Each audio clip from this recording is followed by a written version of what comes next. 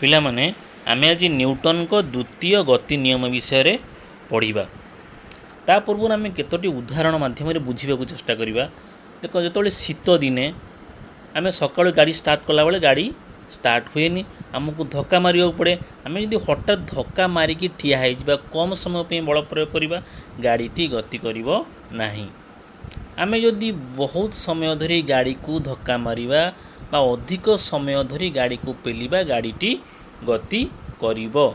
ତାମାନେ ଆମେ ଏଥିରୁ କ'ଣ ଜାଣୁଛେ ନା ସମୟକୁ ବଢ଼େଇଲେ ବଳର ପରିମାଣ ମଧ୍ୟ ବଢ଼ୁଛି। ଏଇଠାରେ ଦେଖ, ଆମେ ଅଧିକ ସମୟ ଧରି ବଳ ପ୍ରୟୋଗ କଲେ ଏବଂ ଗାଡ଼ିଟି ଗତି କରି ଚାଲିଲା।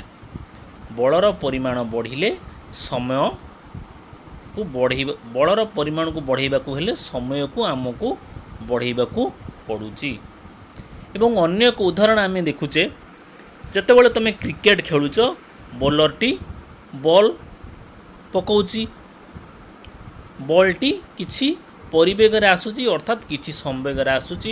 ଆମେ ଡିଫେନ୍ସ ଖେଳିଲେ ଖେଳିବା ଦ୍ୱାରା କ'ଣ ହେଉଛି ନା ତା'ର ପରିବେଗକୁ ପରିବର୍ତ୍ତନ କରିଦେଲେ। ଆମେ ଏଠି କମ୍ ବଳ ପ୍ରୟୋଗ କଲେ। ତ ଆମେ ଯେତେବେଳେ ଛକା ମାରୁଛେ, ଆମକୁ ତା'ର ପରିବେଗକୁ ଅଧିକ ବଢ଼େଇବାକୁ ପଡ଼ୁଛି, ଅର୍ଥାତ୍ ତା'ର ଆମେ ସମ୍ବେଗକୁ ଅଧିକ ବଢ଼ାଉଛେ। ତା'ମାନେ ସମ୍ବେଗକୁ ଅଧିକ ବଢ଼େଇବାକୁ ହେଲେ ଆମକୁ କ'ଣ କରିବାକୁ ପଡ଼ୁଛି ନା ଅଧିକ ପରିମାଣର ତା ଉପରେ ବଳ ପ୍ରୟୋଗ କରିବାକୁ ପଡ଼ୁଛି। କାରଣ ଆମେ ଏଠାରେ ଦେଖିଲେ ଯେ force is directly proportional to change in momentum, ଅର୍ଥାତ୍ ବଳର ପରିମାଣ ବଢ଼ିଲେ ସମ୍ବେଗର ପରିବର୍ତ୍ତନ ବଢ଼ିବ। ଆମେ ଯେତେବେଳେ ଫୁଟବଲ୍ ଖେଳୁଛେ, ଯେତେବେଳେ ଜୋରରେ ବଲ୍ ଗତି କରି ଆମ ପାଖକୁ ଆସୁଛି, ଅର୍ଥାତ୍ ତାହାର ସମ୍ବେଗ ଯେତେବେଳେ ଅଧିକା, ଆମକୁ ତାକୁ ଅଟକାଇବା ପାଇଁ ଅଧିକ ପରିମାଣର ବଳକୁ ପ୍ରୟୋଗ କରିବାକୁ ପଡ଼ିବ। ଏବଂ ଯେତେବେଳେ ବଲ୍ଟି ଧୀରେ ଧୀରେ ଆସୁଛି, କମ୍ ପରିବେଗରେ ଆସୁଛି, ଅର୍ଥାତ୍ ତାହାର ସମ୍ବେଗ କମ୍, ତାହାକୁ ଅଟକାଇବା ପାଇଁ ଆମକୁ କମ୍ ପରିମାଣର ବଳ ପ୍ରୟୋଗ କରିବାକୁ ପଡ଼ିବ। ଏହି ସବୁ ତଥ୍ୟକୁ ଆଧାର କରି ନ୍ୟୁଟନ ତାଙ୍କ ଗତିର ଦ୍ୱିତୀୟ ନିୟମ ପ୍ରଦାନ କରିଥିଲେ। ବସ୍ତୁର ସମ୍ବେଗର ସମୟ ଅନୁସାରେ ପରିବର୍ତ୍ତନର ହାର ବସ୍ତୁ ଉପରେ ପ୍ରଯୁକ୍ତ ଅସନ୍ତୁଳିତ ବାହ୍ୟ ବଳ ସହିତ ସମାନୁପାତି ଏବଂ ଏହା ବଳର ଦିଗରେ ସଂଗଠିତ ହୋଇଥାଏ। ସପୋଜ୍ ଗୋଟିଏ ବସ୍ତୁ, ତାର ବସ୍ତୁତ୍ୱ ହେଉଛି ଏମ୍, ତାର ବସ୍ତୁତ୍ୱ ହେଉଛି ଏମ୍ ଏବଂ ଇଏ ଯେତେବେଳେ ଆମେ ୟାକୁ ଦେଖିଲେ, ଇଏ ଯେତେବେଳେ ଟି ଇଜ୍ ଇକ୍ୱାଲ୍ ଟୁ 0, ଆମେ ଯେତେବେଳେ ଦେଖିବା ଷ୍ଟାର୍ଟ କଲେ, ଇଏ ପ୍ରାରମ୍ଭିକ ପରିବେଗ ୟୁରେ ଗତି କରୁଛି, ସମଗତିରେ ଗତି କରୁଛି। ଆମେ କ'ଣ କଲେ ନା ଆ ଉପରେ ଗୋଟେ କନଷ୍ଟାଣ୍ଟ ଫୋର୍ସ ବା ସ୍ଥିର ବଳ ଏଫ୍ ଆମେ କ'ଣ କଲେ ନା ଆ ଉପରେ ଆମେ ଟି ସମୟ ପାଇଁ ପ୍ରୟୋଗ କଲେ।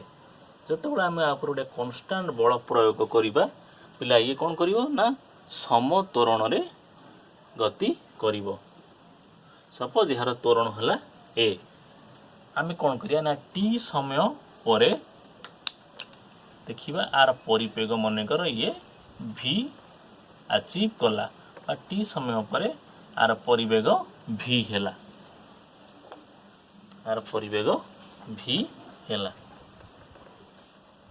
ତ୍ୱରଣ ଏରେ ଗତି କରୁଛି ଏବଂ ଟି ସମୟ ପରେ ଏ ପରିବେଗ ଭି ଆଚିଭ୍ କଲା। ତାମାନେ ଆମେ ଦେଖିବା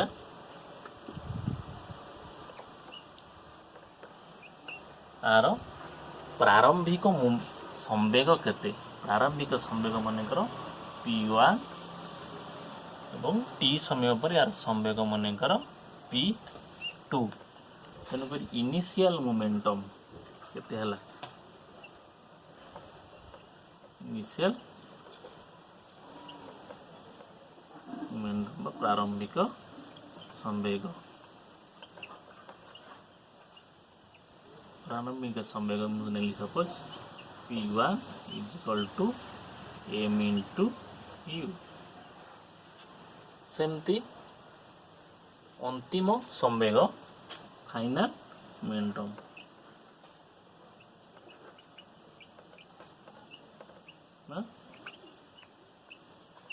अंतिम संवेग P2 is equal to m into v।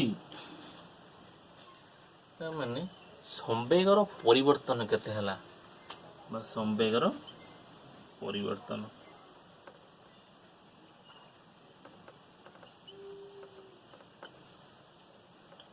परिवर्तन change in momentum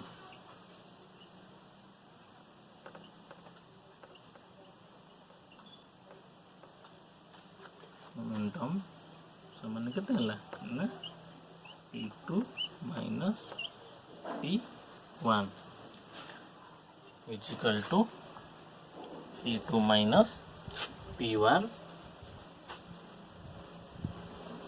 is equal to केते ना P2 हला m इंटू v P1 हला m into u is equal to m common नेला परे v माइनस u। तो न्यूटन करो गतिर द्वितीय नियम कहूँ वस्तुर संवेगर परिवर्तन हार।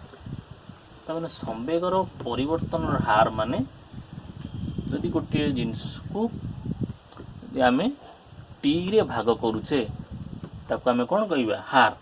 तमें संवेगर समय अनुसार परिवर्तन हार केते हबो ना हार वस्तु उपरे प्रयुक्त बल सहित समानुपाती माने F प्रोपोर्शनल टू संवेगर परिवर्तन हार।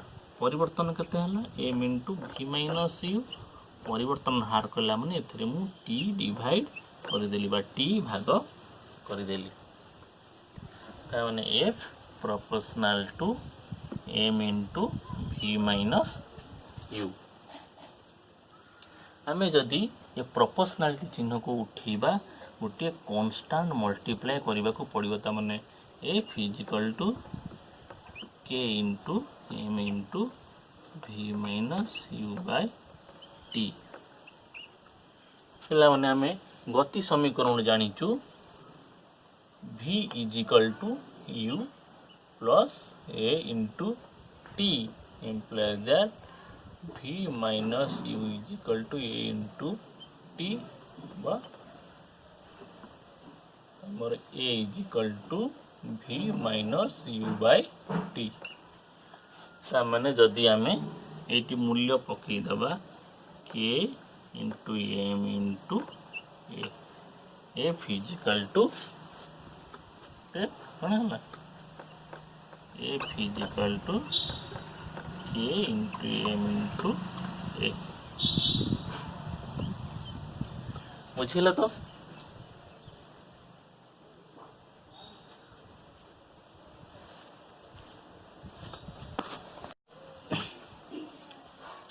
पिला माने आमे कौन पाइले ना f is equal to k into m into a। जदि एकक बलर संज्ञा निर्धारण करिया पे हमको k रो मूल्य 1 नेबा को पड़िबो। तो कौन है f इज केते ना m इंटू a। जदि m इज इक्वल टू 1 हे जीवो k मध्ये a इज इक्वल टू 1 हबो ता माने f इज इक्वल टू केते हे जीवो 1 हबो। यदि एकक बल होउची जो परिमाण रे बल जे कि एकक वस्तुत्व उपरे एकक त्वरण सृष्टि करि थाए ताहाको आमे एकक बल पिला माने कहिबा। माने वस्तुत्वर एसआई यूनिट होची m रो एसआई यूनिट होची कौन ना किग्रा। ए रो एसआई यूनिट होची मीटर पर सेकेंड स्क्वायर बा metre into second to the power minus 2। जदि पिला माने m इज इक्वल टू 1 किग्रा हेबो A is equal to 1 metre per second square हम एफ इज इक्वल टू केते हम ना 1 किग्रा into 1 metre per second square is equal to 1 किग्रा into metre per second square को आम कह कौन 1 न्यूटन किग्रा इंटू मीटर स्क्वायर कौन कह जाए न्यूटन है तेमन 1 न्यूटन बल कहले 1 न्यूटन बल हूँ जो परिमाणर असंतुलित बाह्य बल जी कि 1 किग्रा वस्तुत्व विशिष्ट वस्तु उपर 1 मीटर पर सेकेंड स्क्वायर त्वरण सृष्टि करि पारुथिबो ताहाकु आमे 1 न्यूटन बल बोली कहिबा। पिला माने बल एक सदिश राशि यार दिग त्वरणर दिग सहित समान अटे। पिला माने न्यूटन कर द्वितीय गति नियम आमे बलर परिमाण विषय रे जानि पारथौ बलर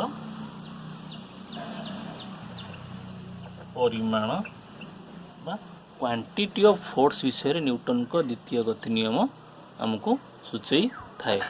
एक मध्य आमे न्यूटन को द्वितीय गति नियम को प्रकृत गति नियम कही था कहीं आम एथिरु प्रथम गति नियम मध्य डिराइव करि परिबा। कौन होची ना बलर सूत्र आम पाइले F is equal to M into A is equal to M into त्वरण है केते ना v minus U by T आम ये क्रॉस मल्टीप्लाई कल F into T is equal to M into v minus U. पिला जदि असंतुलित बाह्य बल एफ जदि 0 हम एफ जदि पिला आमर 0 हो गला बाह्य बल है 0 ताने कौन हम ना